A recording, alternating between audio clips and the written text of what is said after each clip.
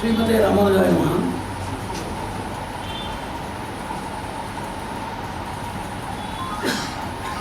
सर्वेपि मानवाः भगवता संसृष्टाः इमे महीतले विद्यमानाः अज्ञाता विज्ञाता अभिज्ञाता परिज्ञाता सुज्ञाताश्च अवज्ञातापि सर्वे योगेच्छुकाः योगविषये ते दुरन्तराः सन्नद्धाः कार्यसिद्धाः प्रविष्टाः प्रविवीक्षवस्सन्ति इत्यस्मिन् विषये विचारो भवतु विचारः एतादृशेषु विषयेषु परन्तु निःशङ्कात्मतया विद्यते इदं ज्ञानं सर्वे योग इच्छुकाः इति।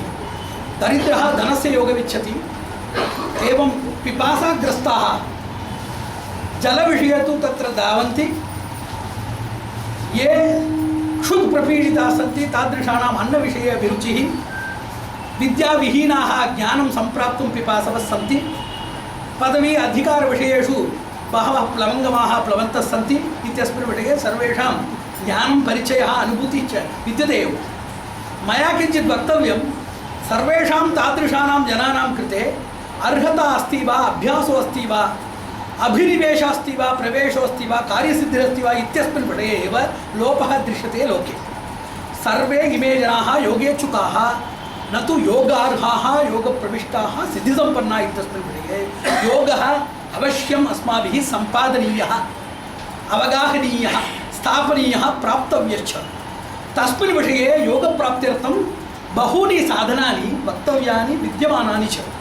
तादृशानि साधनानि मृदु कठिन विभागतया द्विधा विभक्ता विद्यते। तादृशेषु कठिनपदार्थः अभिप्साग्रस्तः केनचन महर्षिणा काननं गत्वा घोरेण तपस्या आचर्यते तपस्यया अनया एव सः परमात्मनः साक्षात्कार योगसिद्धिः स प्राप्नुयात्। अत एव सर्वेषां जनानां कठिनपरिश्रमाः दूरीकरणसाधनानि भवन्ति इति अस्माभिः ज्ञायते। सर्वे अस्माकं सम्प्रदायविद्यमानाः आयतने गत्वा आम्नाये गत्वा वैदिकेषु गत्वा याज्ञिकेषु गत्वा परिहरणसमर्थसुदक्षेषु गत्वा तेषां विद्यमानानाम् ऐहिकविषयाणां प्रतिबन्धननिवर्तकार्थमेव तत्र गच्छन्ति न तु तस्मिन् विषये अवगाहनार्थं संसिद्ध्यर्थं तस्मिन् विषये सेवाभावार्थं न कोऽपि तत्र गच्छेत् इति सर्वैः ज्ञायते। सर्वे ग्रहणशीलाः अत एव अस्माभिः उच्यते ते सर्वे दिवचोराः इति। रात्रौ ये गच्छन्ति ते रात्रिचोराः दिवे ये गच्छन्ति अहङ्काले ये गच्छन्ति मन्दिरादिकं गत्वा भगवतः किञ्चित् प्राप्यते अस्माभिः न तु भगवते संस्कृते कल्याणाय तेषाम् अभिवर्धनाय परिरक्षणाय किञ्चित् दातव्यमिति मतिरपि नास्ति। तस्मिन् विषये ते बिभ्यन्ति। अनेके जनाः सामान्यजनाः बिभ्यन्ति। अत एव अस्माभिः उच्यते ते सर्वे दिवचोराः इति। अस्माभिः सारभूतेन एवं वक्तव्यमत्र यद्विद्यते योगद्रव्यं योगधनमिति तपस्यया ब्रह्मचर्येण घोरेण स्वाध्यायेन एवं शास्त्रेषु उच्यते किल सत्यं तपोदमशमस्दानं धर्म प्रजननमग्निहोत्रं यज्ञो मानसंन्यास इति कठिनेषु अतीव परुषेषु घोरेषु इमे विद्यमानेषु एतादृशेषु संकल्पेषु प्रवीक्षवः अतीव दुर्लभाः सन्ति।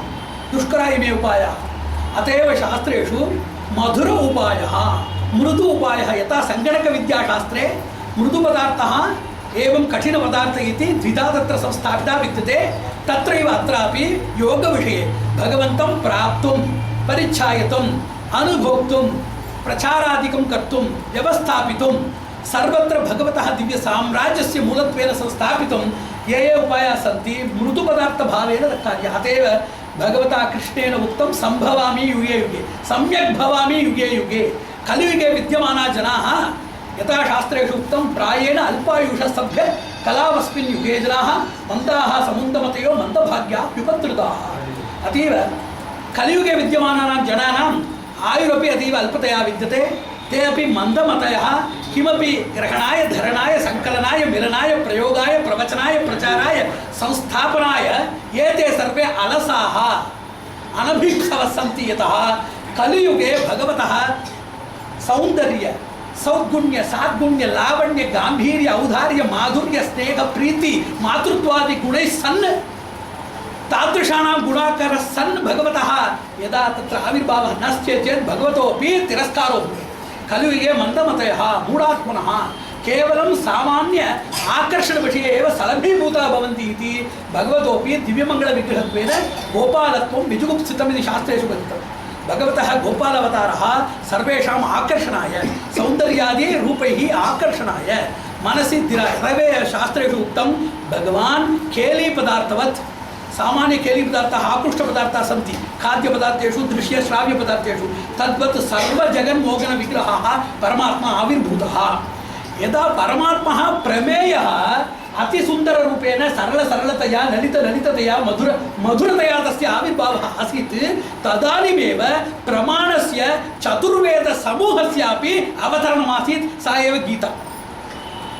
प्रमेयपुरुषस्य भगवतः सरल सुंदर मधुव आकृष्टन अवतरणं कृष्णावतारश्चेत् गीतावतारः अति कठिनस्य दुष्करस्य दुष्प्राप्यस्य अद्रेश्यस्य अग्राह्यस्य अविद्यमानस्य अपिर्जन्यस्य विद्यमानानां विषयाणां श्रुतिविषयाणामपि अवतारणम् इति भगवतः संकल्पः। अतएव वेदः मृदुपदार्थः नेत्रादिकं प्रबन्ध्य एकस्मिन् स्थले उपविश्य कठिनेन आचरणेन यः परमात्मा अस्माभिः विषयीक्रियते साक्षात्क्रियते सदपि नेत्रम् उन्मील्य कृष्णस्य सुन्दरविग्रह दर्शनमात्रेण ससिद्धिर्भवेत्।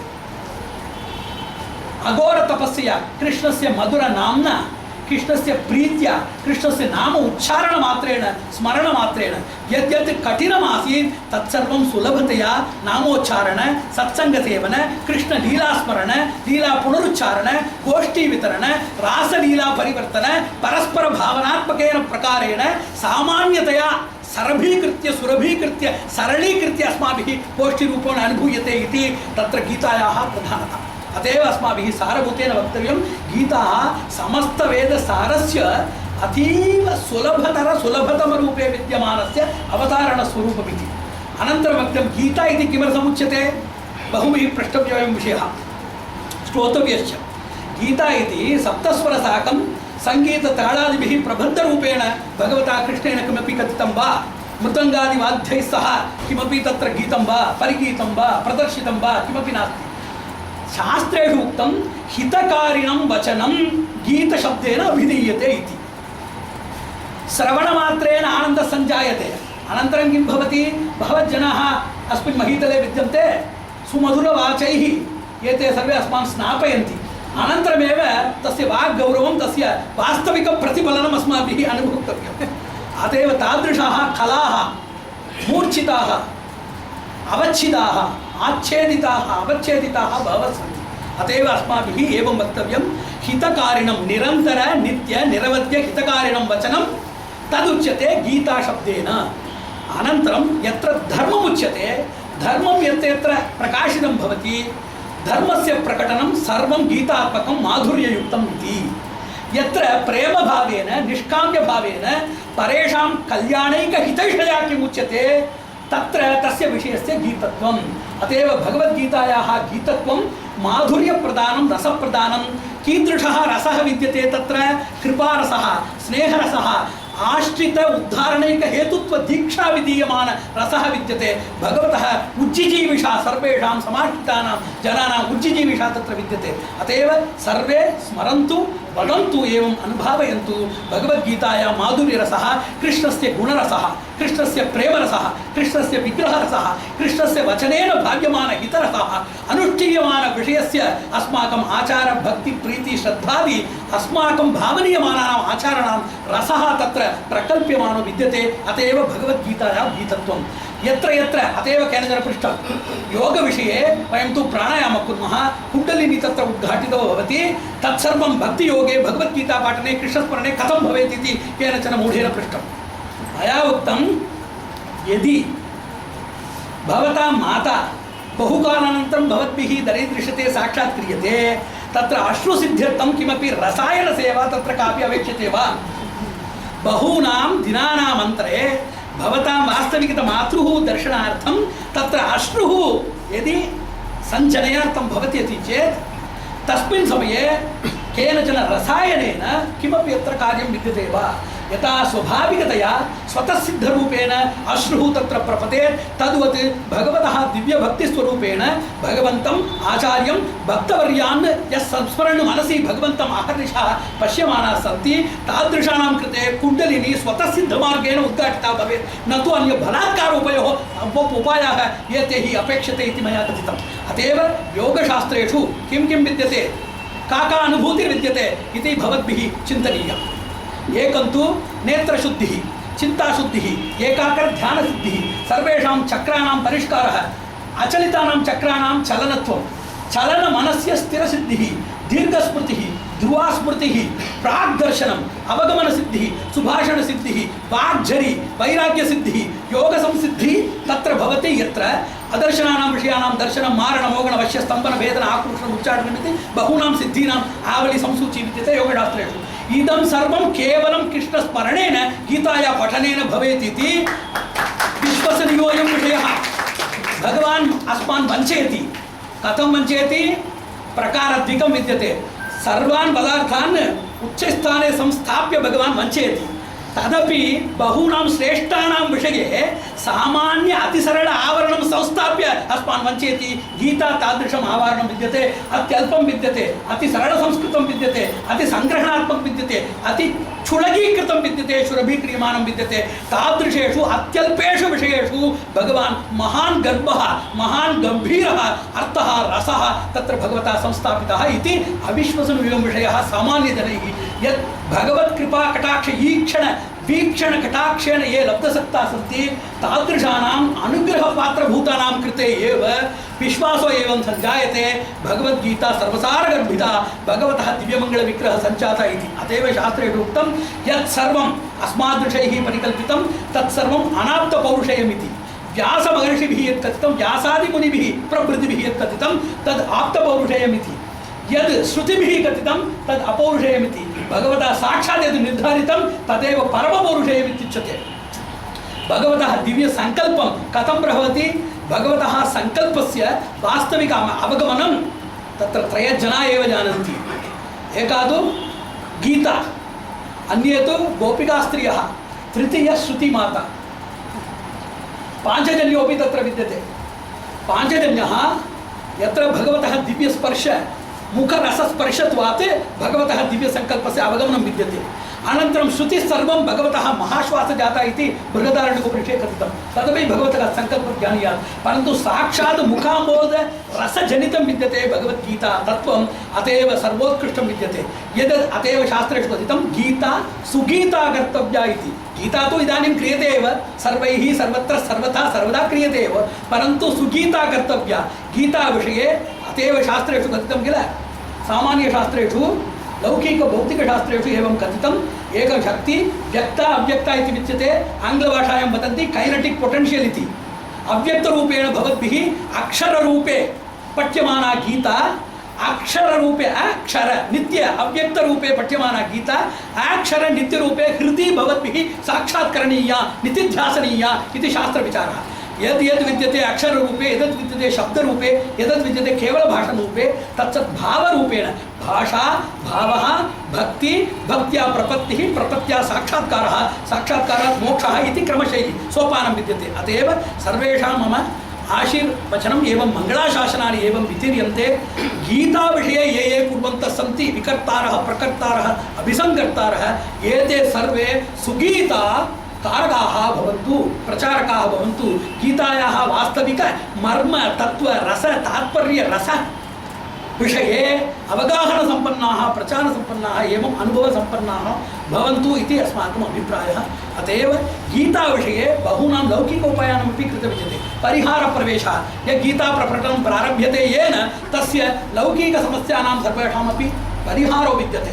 मनश्शान्त्यर्थं, बुद्धेः तीक्ष्णतार्थं, बुद्धिरस्ति चेत् तस्य तीक्ष्णार्थम् एवं वर्धापनार्थं, मनः वास्तविक याथात्म्यमार्गे प्रचारणार्थं, शरीरस्य आरोग्यता सिद्धिः, बन्धूनां स्नेहसिद्धिः, व्यापारे वृद्धिः इति परमपुरुषस्य एवं लोकस्य कैङ्कर्य आनुगुण्येन ऐहिक लौकिक उपचाराः या तत्र धनरूपे विद्यमाना सम्पत्तयः सन्ति तादृशानां सर्वेषां प्रगतिरेवम् अस्माभिः सम्पाद्यते इति। अत एव परिहारप्रवेशः, भाषाप्रवेशः। संस्कृतम् अक्षरमपि अजानन् केवलं भगवद्गीता पठनार्थं श्रवणार्थम् एवं सहपठनार्थं ये प्रवर्तमानाः सन्ति ते प्रवृत्ताः संस्कृतभाषाविषये अभिनिवेशग्रस्ताः प्रविवक्षवः तस्य व्याकरणज्ञानं विना मूलतया व्यवहारज्ञानसम्पन्नाः शनैः सम्पूर्णतया भविष्यन्ति इति न कोऽपि आक्षेपः।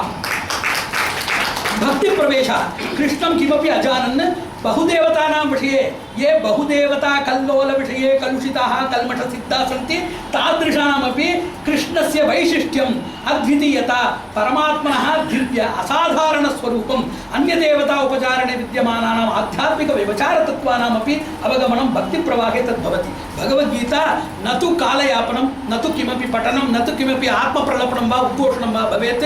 भाषाप्रवेशः, भावप्रवेशः, संस्कृतिप्रवेशः, संस्कृतप्रवेशः। यदा कुरुक्षेत्रे कृष्णस्य श्रीर्विजयो भूतिरासीत् तद्वत् यावद् अस्माकं देशे धर्मस्य संस्थापनं दृढीकृतं वज्रलेपायितं न विद्यते तावत् कुरुक्षेत्रयुद्धः प्रचलिष्यति एव अधुनापि।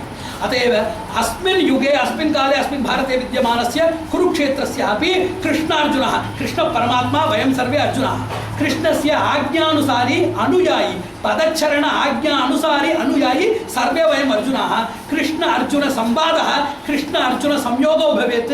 अनेन कारणेन अस्मिन् काले अस्मिन् भारते विद्यमानस्य कुरुक्षेत्रस्य युद्धेपि श्रीर्विजयो ध्रुवानीतिर् पुनरपि भवतु इति आशास्महे। सर्वेषां जनानां शान्तिर्भवतु, भक्तिर्भवतु। भगवद्गीतायाः परिपूर्णतया येन भावेन प्रयोजनं यत् समुद्दिश्य भगवता श्रीकृष्णेन भगवद्गीतायाः प्रकटनं कारितं मनस्तापः प्रकटीकृतः भगवद्गीतायाः व्याख्या अस्माभिः विलिख्यते। तस्य व्याख्यायाः नाम भगवत्तापनिवेदिनी इति तस्य नाम मया तत्र संस्थापितं व्यवस्थापितमस्ति। अत एव भगवता येन तापेन यया तपसा भगवद्गीतायाः परिश्रमात्मकेन प्रवेशः समाविष्कारः संस्थापितः तस्य सफलीकरणार्थं सार्थीकरणार्थं भवन्तः सर्वे सन्नद्धाः सशक्तियुक्ताः सक्षमाः भवन्तु इति आशास्महे। नारायण नारायण।